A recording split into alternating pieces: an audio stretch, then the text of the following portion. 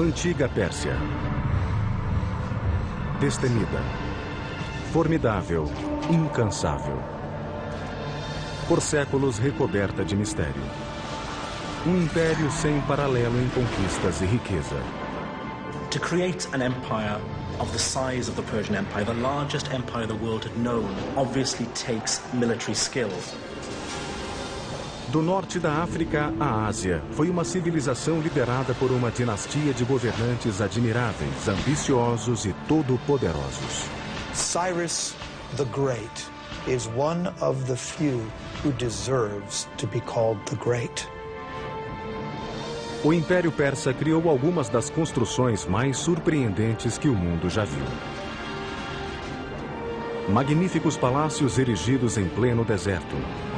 Estradas, pontes e canais. Everyone has heard of the Suez Canal, but how many have heard of Darius's Canal? Porém, nuvens negras escureciam o horizonte. Uma antiga rivalidade com a Grécia resultaria em um confronto épico que mudaria o curso da história e moldaria o mundo ocidental pelos milênios vindouros.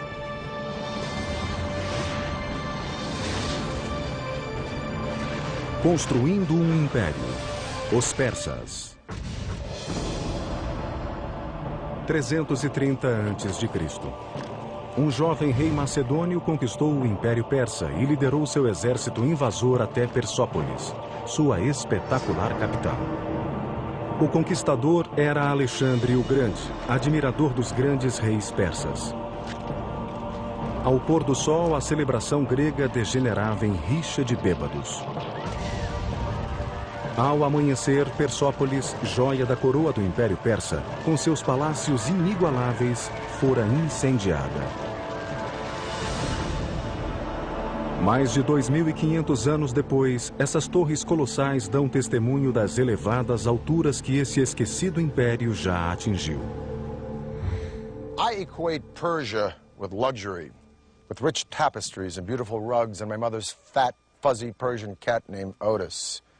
But I also think of a fantastic Persian king named Cyrus the Great, who believed in religious and cultural tolerance, and who freed the Jews from Babylon to return to Israel.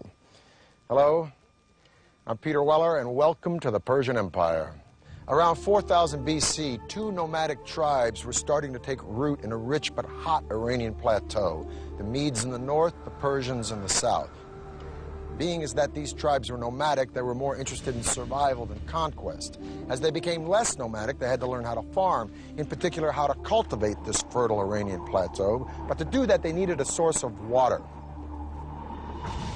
The early Persians may have very well become dust in the winds of history had they not unlocked a source of water and, just as importantly, a means to channel that water to their crops and settlements.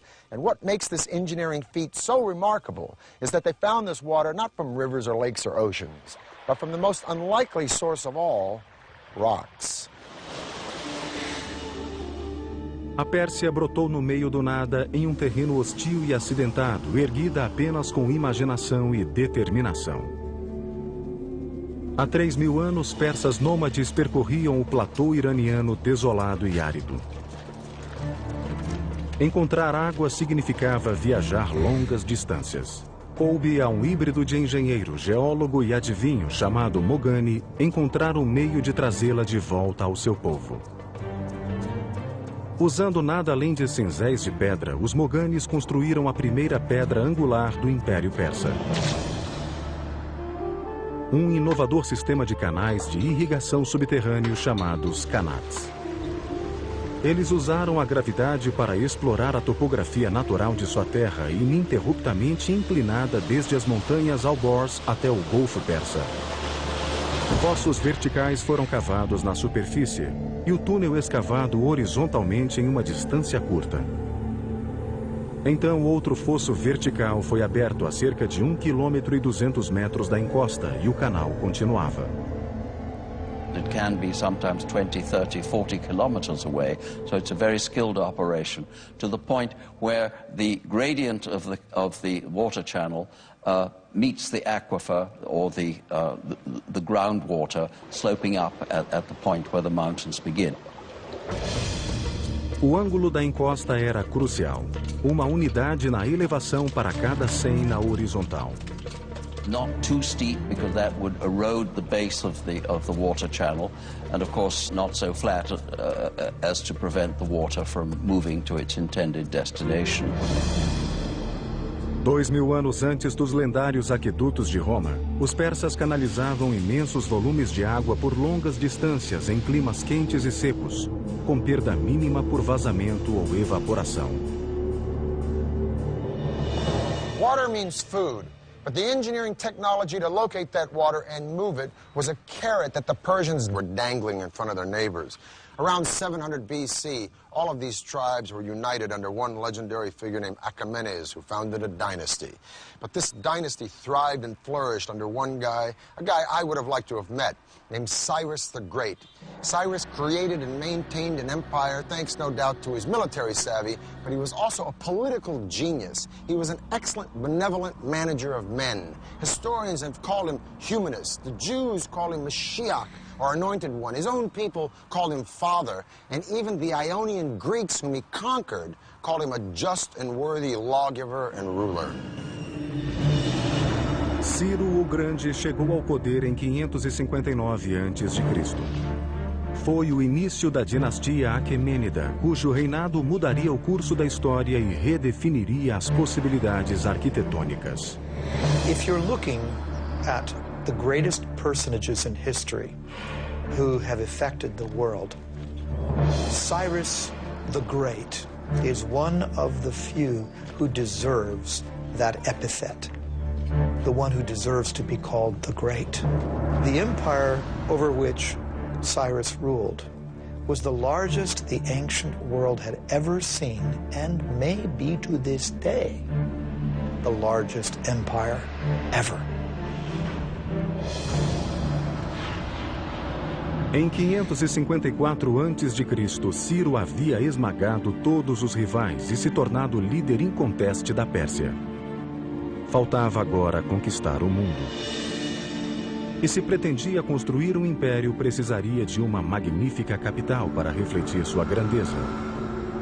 Em 550 a.C., Ciro lançou um dos projetos de engenharia mais ambiciosos da antiguidade. A primeira grande capital do Império Persa, em Pasárgada, hoje localizada no Irã. Cyrus was a very innovative builder, and I might add that his standards were particularly high. We can also say that his building project reflected in some ways the technologies that he found in the course of his various conquests.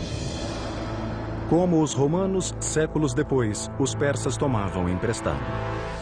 Adotavam as ideias mais avançadas das culturas que conquistavam, depois as transformavam em tecnologias originais. A arte e a arquitetura de Pasárgada resultaram de influências tão diversas quanto a da Assíria, Egito e Ásia Menor, a milhares de quilômetros. There were stoneworkers, woodworkers, brick makers, relief makers, and we know that these were people often imported from all over the empire. Hoje, cerca de 2.500 anos depois, ruínas são tudo o que resta da primeira radiante capital do Império Persa. A principal atração de Pasárgada eram seus dois magníficos palácios, rodeados por um majestoso parque e extensos jardins. Entre eles, os primeiros paraísos de que temos notícia. Jardins persas de 4 quarteirões, com 1000 metros de canais de calcário talhado projetados para que a água entrasse em tanques a cada 16 metros. Os paraísos de Pasárgada inspiraram os mais soberbos jardins do mundo nos 2000 anos seguintes.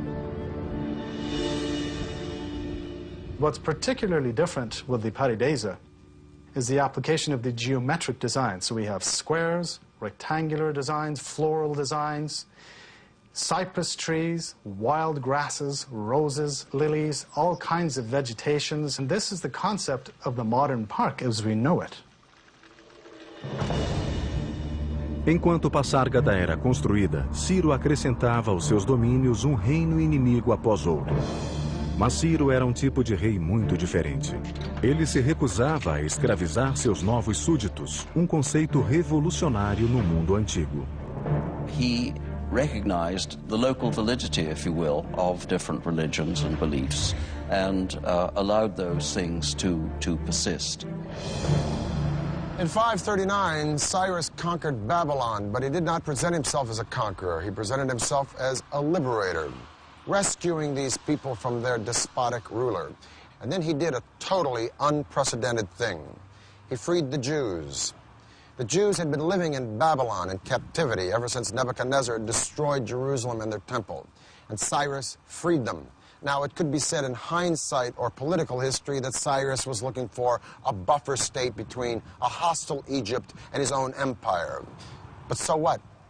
The point is that no one had ever done anything like this, and hardly anyone has ever done anything like it since. And subsequently, he is the only Gentile in the Bible to be referred to as Mashiach, or Messiah.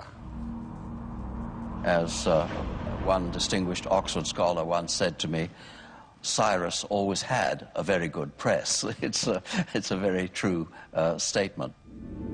Antes, porém, de lançar a campanha que tornaria a Pérsia a maior superpotência da antiguidade, Ciro o Grande morreu em combate no ano 530 a.C.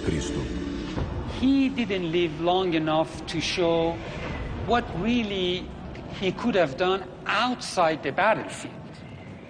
So in that sense, you can compare him with Julius Caesar, who conquered, but did not live long enough, he was assassinated, to put the empire that he conquered together.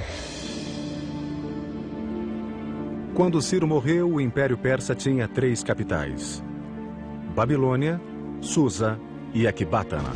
Mas ele escolheu ser sepultado na cidade que criara, Passárgada, em um túmulo que espelhava o homem que nele jazia. At Cyrus's tomb, one of the aspects that shows his humility is that tomb is relatively unadorned, very simple, very elegant. Os engenheiros de Ciro construíram seu túmulo no formato das estruturas ocidentais de pedra simples, mas pesada. Começaram deitando grandes blocos retangulares, usando rampas, roldanas e tornos para erguer o túmulo até a altura de 11 metros. The Tomb of Cyrus is a very simple, outwardly modest monument for somebody who had created the largest empire that the world had seen to that date. And it's still remarkably well preserved after 25 centuries. Durante 30 anos, nenhuma potência foi capaz de desafiar Ciro o Grande. Agora, com seu trono vago, o mundo antigo mergulhou no caos. 530 a.C. Ciro o Grande, arquiteto do maior império que o mundo já vira, estava morto. O futuro da Pérsia era incerto. Rivais e pretendentes ao trono lutavam pelo poder. Até que um primo distante de Ciro, um general brilhante, ascendeu ao trono persa. Quando a poeira assentou, o império estava seguro em suas mãos. Seu nome era Dario. Ele se tornara o maior dos reis persas e um dos maiores construtores de todos os tempos.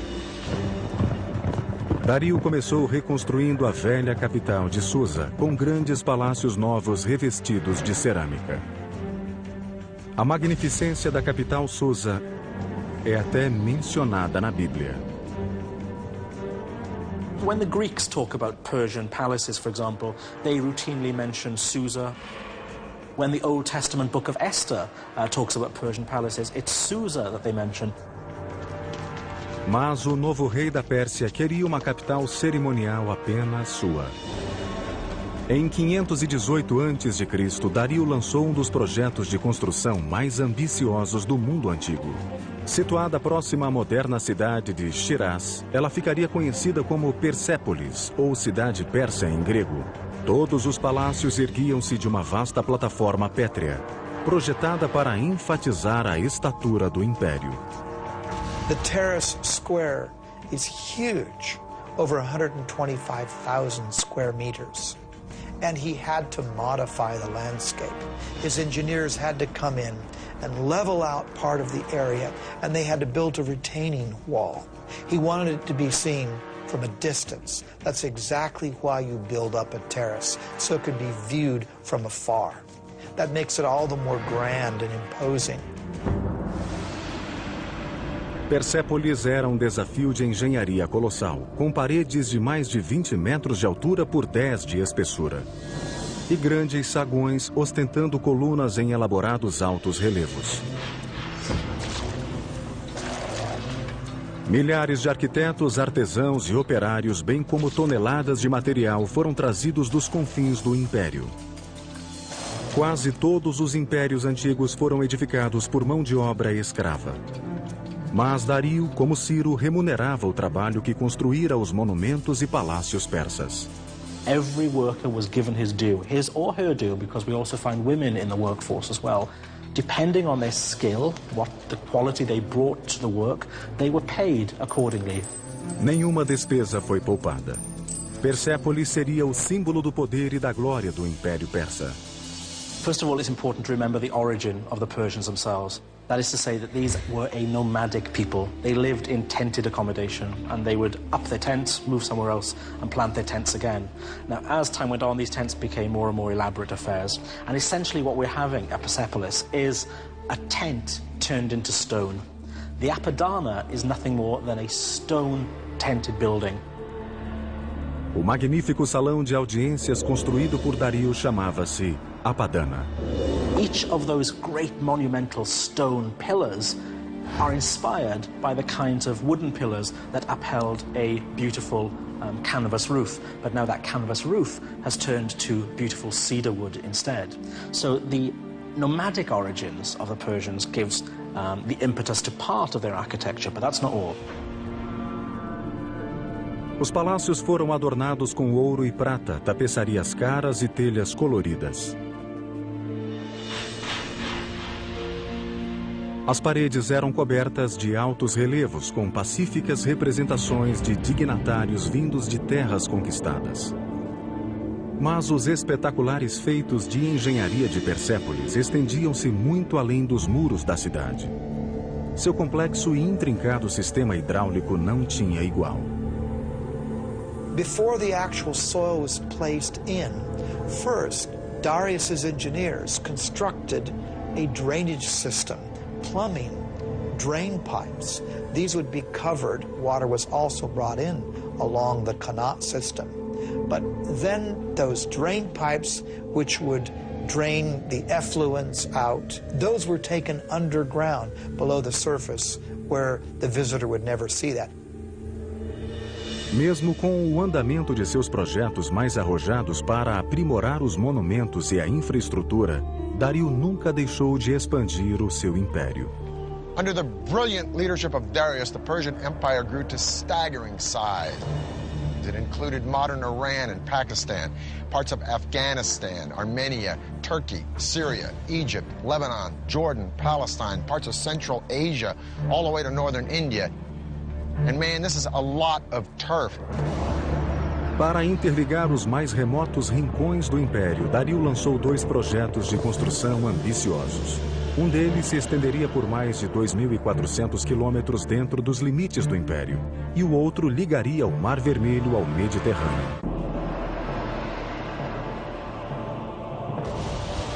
Sob o reinado de Dario o Grande, o Império Persa alcançou proporções assombrosas. Agora ele queria consolidar e interligar os locais mais longínquos do seu reino. Em 515 a.C., Dario ordenou que seus engenheiros construíssem uma estrada colossal de pedra, conectando o norte da África à Índia. Cobrindo mais de 2.400 quilômetros do Império, ela seria chamada de Estrada Real. This was quite the engineering feat, because this had to traverse through mountains, forests, deserts. So Typically, earth will be packed, hardened, for example. They may not have had asphalt, but they certainly had knowledge of packing gravel or tiny rocks. Laying down a stone road is vital in a terrain where there could be a high water table. You don't want to get your feet stuck in the mud. You don't want to get your cart stuck in the mud. So you have to raise the road surface up. That means laying down some kind of surface initially that will either absorb the groundwater or not allow the groundwater to displace the road. A Estrada Real era ligada por 111 estações e albergues a cada 28 quilômetros, onde os viajantes podiam comer, dormir e trocar de cavalos. Por medida de segurança, vigias montavam guarda ao longo de toda a sua extensão. Now, I'm going to talk with my friend Dr. Lloyd Llewellyn-Jones from the University of Edinburgh, professor of ancient history. I got to ask you this. Was it that safe? Essentially, yeah. I think what Darius, if you will, manages to do here is an incredible feat. I mean, we're standing here in Turkey, okay, right, and we could take one route straight the way through into central Iran. I mean, that's pretty good going. How fast? Okay, so if we're on horseback and we're riding from one of these little garrisons to garrison every 15 miles, changing fresh horses, we can do that in about 6-7 days, maybe. 6 or 7 days? Yeah. So you could send messages on this road, friends, yeah, next city? Most definitely, and you know, and for trade, it's a godsend, as you can imagine. And this road cut through so much stuff. I mean, it just doesn't follow, you know, a formal pathway. It has to cross rivers, so it crosses the Tigris, it crosses the ferry, River by ferry, right? Sometimes it clings to the side of mountains, sometimes it clings to the side of rivers. So the terrain is changeable. It's not drained or anything like that, so it's not as advanced as some of the Roman roads we get in later periods. So it doesn't have a gutter system? No, nothing like that, nothing like that. But what it's essentially is, it's sort of maybe 20 feet wide with a sort of chip-in base, which is good for horse treads and that kind of stuff, you know. And carriages and exactly, to chariots. get things through as quickly as you can, basically. Well, Lloyd, it's been a pleasure talking with you. Yeah, thank you for enlightening us about this incredible road. Mas Dario não estava satisfeito. Havia ainda território que ele queria controlar. As vastas riquezas do norte da África. E estava determinado a construir uma passagem lá. Fez com que seus engenheiros projetassem canal gigante ligando o Mediterrâneo e o Mar Vermelho. Everyone has heard of the Suez Canal, but how many have heard of Darius's canal? What Darius did was build an east-west canal that was 130 miles long. Com o conhecimento persa de hidrologia, os engenheiros de Dario usaram ferramentas de bronze e ferro para abrir o canal. Depois, remover a areia e revesti-lo de pedra, deixando-o pronto para que navios o cruzassem. 7 anos seriam necessários para concluir a via navegável de 208 quilômetros, bem como um batalhão de egípcios, cortadores de pedra e construtores de canal. Parts of the canal between the Nile and the Red Sea were actually not waterways, but just points along which the ships could be dragged until they reached another deeper portion where they could again sail their course. Darius says, I, Darius, king of kings, conqueror of Egypt, built this canal. He connected the Red Sea to the Nile River for trade, and he says, and ships were brought along my canal. Em 513 a.C., a Pérsia era o maior império que o mundo já vira, superando até mesmo o tamanho e riqueza de Roma em seu apogeu, 4 séculos depois. A Pérsia era invencível e seu apetite por conquistas começava a assustar uma potência emergente do outro lado do Mediterrâneo, as cidades-estado da Grécia. Just a little geographical info. That big body of water out there is the Black Sea. This thin body of water here is the Bosphorus Strait that connects the Black Sea to the Mediterranean. So I'm standing in Asia, or Asia Minor, if you will, and that land over there is Europe. Now, Darius put down a revolt from some cities on the coast of Turkey, but this revolt had been supported by Athens, so Darius wanted to teach Athens a lesson. He was going to march on Greece and attack that city, but how is he going to do it? He's got to go across the sea. Well, he takes a bridge of boats, pontoons, if you will, and lines them up from that point to that point and marches an army, so Herodotus says, of 70,000 men across the sea to attack Greece. Amazing. Os engenheiros persas ligaram uma margem do Bósforo à outra, alinhando barcos lado a lado como alicerce. Depois, construíram uma estrada em cima deles, unindo a Ásia à Europa. Probably this was a system of planks, and underneath there was a system of packed earth, or perhaps dry wood, to keep basically the road stable. Now, to keep the ships from wobbling, they must have used an anchor system of a certain weight, because if the anchor would have been too heavy, that would have, of course, tilted or damaged the ships. There was no breaking of the planks, not only due to the weight of the army crossing it, but due to the choppy waters of the Bosphorus. That's quite the feat of engineering before the age of computers. It is late August in the year 490 BC. Darius has already marched into Greece and taken Macedonia. Now he's destined to meet the Greek general Themistocles and an army from Athens and Corinth at the famous Battle of Marathon. A massive army from Persia numbers 60,000 or 140,000, 250,000, depending upon the propaganda you read. Suffice it to say, the Greeks are outnumbered 10 to 1. Their only recourse is to send for reinforcements.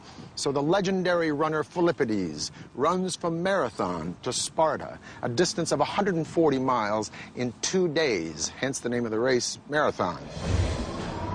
Os dois exércitos se depararam separados por uma vasta planície. Em caso de confronto direto, as imensas forças persas massacrariam os gregos em muito menor número. Foi o início das guerras persas. Uma força grega reduzida atacou frontalmente os persas, que começaram a chacina.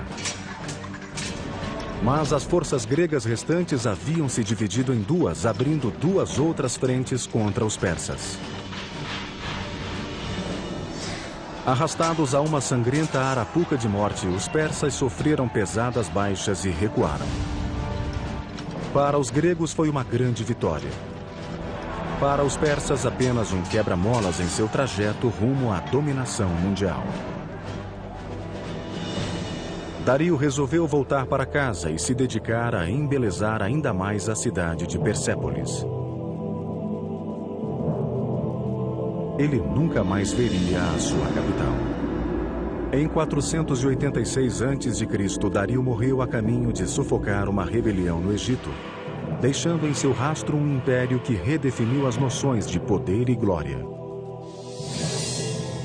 Ele também evitou um novo caos, como o que se seguiu à morte de Ciro, nomeando um sucessor, seu filho Xerxes. Now Cyrus the Innovator and Darius the Expansionist were very hard acts to follow. But Xerxes had been a king in waiting all of his life. And a couple of his first acts were to suppress a rebellion in Babylon, another one in Egypt. And then he went after the Greeks. Somehow the Greeks just stuck in his craw. Some historians argue that Xerxes was making a preemptive strike. Others say that he was just cleaning up the business of his father. Whatever the case, the Greeks were no longer intimidated or impressed by the Persians since they'd beaten them at Marathon. And so Xerxes buddied up with the Carthaginian navy at the tip of what is now modern Tunisia, and he decided to beat the Greeks at sea. Em 480 a.C., o Império Persa estava no apogeu. Vasto, poderosíssimo e fabulosamente rico. Fazia 10 anos que os gregos haviam derrotado o rei Dario na Batalha de Maratona. Seu filho, Xerxes, era agora o novo monarca absoluto da dinastia Aquemênida. E Xerxes queria vingança. A Grécia apenas começava a emergir como uma potência mundial. Essas cidades-estado tão diferentes, de democracias a ditaduras, eram unidas por um único credo: seu ódio à Pérsia. O mundo antigo estava às vésperas de uma segunda guerra persa. O resultado dela originaria o mundo moderno.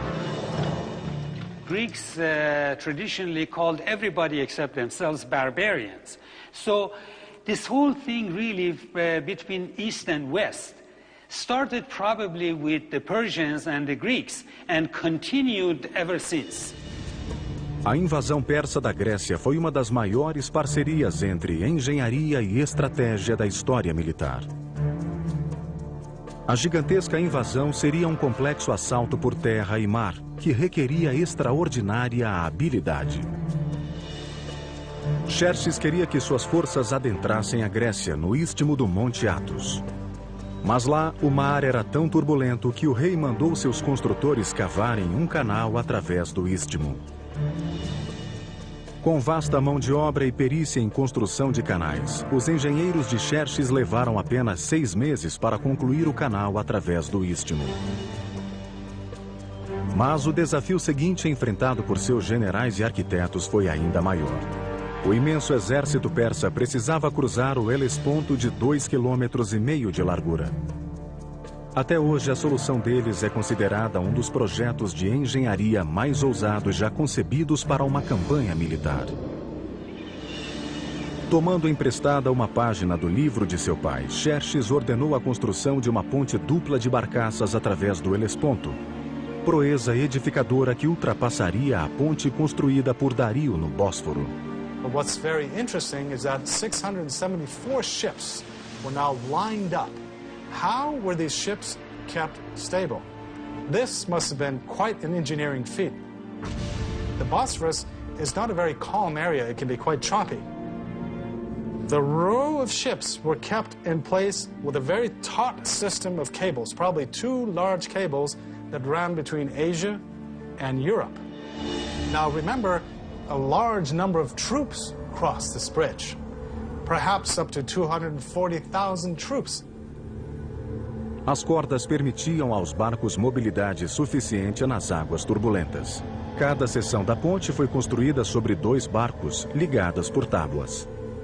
Assim, toda a estrada podia cavalgar as ondas, absorvendo muito da instabilidade da superfície.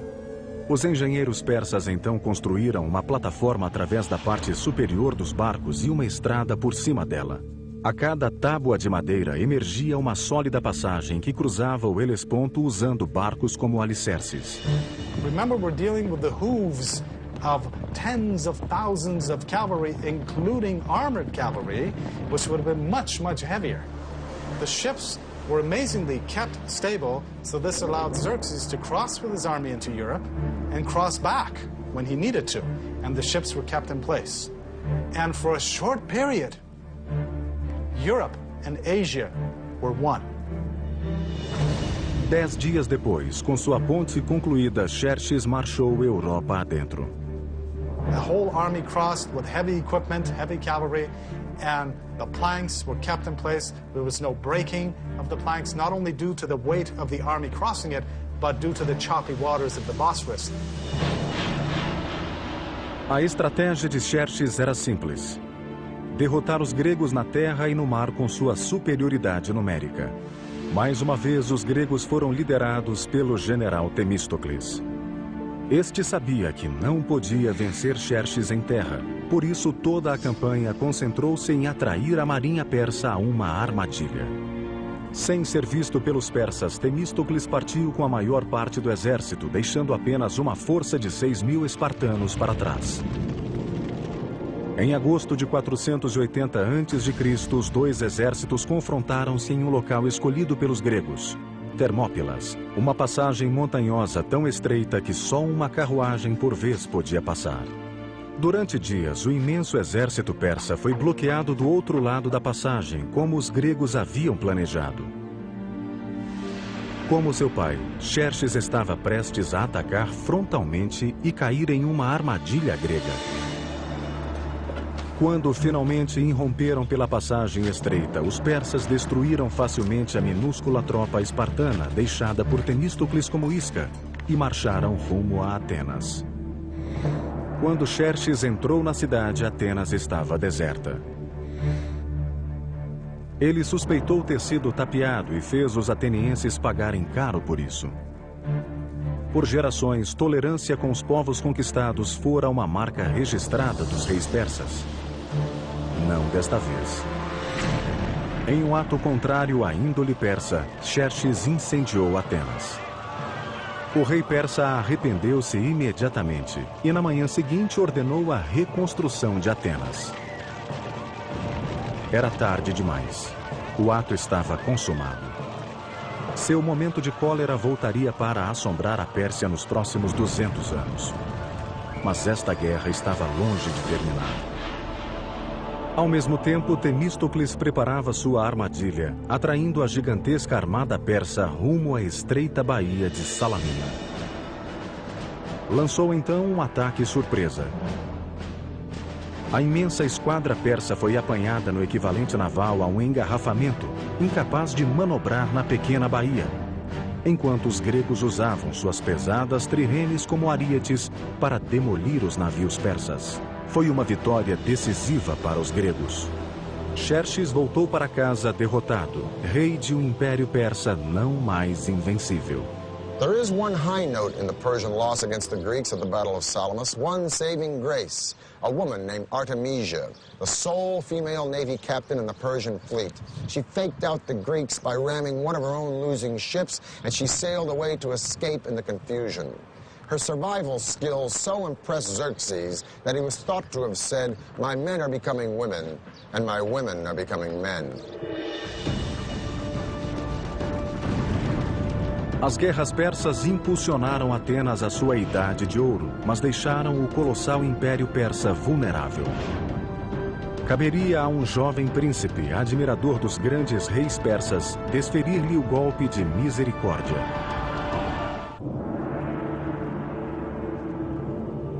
Em 480 a.C., os gregos derrotaram a esquadra persa em Salamina. A aura de invencibilidade que cingira esse império desapareceu. Mas o Império Persa ainda tinha dias de poder e glória pela frente. 15 anos depois, em 465 a.C., o grande rei Xerxes morreu. Xerxes legou o império ao seu filho, Artaxerxes, que estava decidido a restaurar os anos dourados da Pérsia. Ele começou voltando sua atenção a um projeto de construção iniciado por seu avô Dario. 4 décadas após ser iniciada, Persépolis, a soberba capital, estava ainda em construção. Agora, Artaxerxes supervisionaria um dos últimos projetos de construção do Império Persa. Hoje o conhecemos como o estupendo Salão das 100 Colunas. We know that the actual hall was some 200 by 200 feet, almost on the perfect square. What's remarkable of the Persepolis columns is when you look up the entire shaft, and these things raise, hundreds of feet into the air, there is not one piece of displacement whatsoever. It's a perfect vertical. They're working with what we might consider to be primitive tools, just stone mallets and bronze chisels, that's all. The fluting on the columns of Persepolis is so precise, however, that these are clearly the work of master craftsmen. The columns are constructed in drums, 7 or 8 drums stacked on top of another. This is done by scaffolding the whole area around the column, and then with a crane, a wooden crane, literally moving each column drum in place. Any client king, any governor from a distance, or even anyone who would come in that hall would be so impressed by the vastness of the hall and by this forest of columns that stretched nearly as far as the eye could see. An amazing achievement. Ao longo do Império, os persas ainda produziam alguns dos mais extraordinários feitos de engenharia do mundo antigo. Em 353 a.C., a esposa de um governador local construiu um magnífico túmulo para seu marido agonizante. O tributo dela a ele seria um prodígio de engenharia e uma das 7 maravilhas do mundo antigo, o Mausoléu de Halicarnasso. O monumento de mármore erguia-se a 41 metros, incluindo um grande pátio. O teto era uma pirâmide, com escadarias em cada lado, um caminho para o céu. Mais de 25 séculos depois, o túmulo do presidente americano Ulysses Grant, em Nova York, seria inspirado no Mausoléu de Halicarnasso. No século IV a.C., a engenharia persa ainda era a melhor do mundo. Mas por baixo das colunas torreantes e dos palácios suntuosos, as fundações do império desmoronavam. e seus inimigos estavam às portas. When Athens supports a rebellion in Egypt and Greeks occupy the capital city of Memphis, Artaxerxes leaves Persepolis and his building projects, and he launches a military campaign to kick the Greeks out of Memphis and bring Egypt back under Persian control once again. It'll be the last great victory of the Persian Empire, because in 424 BC, Artaxerxes dies, leaving a power vacuum and 8 solid decades of rampant infighting and neglect. And while the Persian Empire is embroiled in internal conflict and corruption, a young Macedonian prince is studying Herodotus and the accounts of the great Persian hero Cyrus the Great. And this Macedonian prince will set his eyes on conquering the world. His name is Alexander. Em 336 a.C., um parente distante de Artaxerxes ascendeu ao trono. Ele assumiu um nome dinástico, Dario III. Ele sempre será lembrado como o rei que perdeu o império. Nos 4 anos seguintes, Alexandre e Dario III confrontaram-se em uma série de ferozes batalhas, com o exército de Dario sendo lentamente empurrado de volta aos seus umbrais. Em 330 a.C., Alexandre estava nos portões da cintilante capital do império, Persépolis. Alexander adopted the Persian policy of respecting the defeated. None of his soldiers were allowed to pillage or plunder the lands they had conquered. But how do you tame so many soldiers after a victory over the most magnificent empire on planet E? Well, maybe his soldiers were restless or resentful, or maybe they just remembered the stories of how Athens had been burned by the Persians. In any case, at Persepolis, they let go. Huge celebrations took place after the victory, and during these celebrations, the treasury was pillaged. And then one of the saddest acts of arson in all of history took place. Persepolis was burned. Alexander was not in the business of destroying things. Persepolis probably was burned because it was a symbolic thing. And he also burned it to make a symbolic gesture, not a destructive gesture. There must have been wonderful draperies and things around, and no doubt fire could have begun accidentally just as much as purposefully, because if he really wanted to be an Achaemenid king, the last thing he should want to do was to destroy Persepolis. But there were no fire engines, and once the blaze had taken hold, it was a very terrible blaze, and it left its mark throughout the site. Dario III escapou de ser capturado, mas no verão de 330 a.C. foi assassinado por um aliado.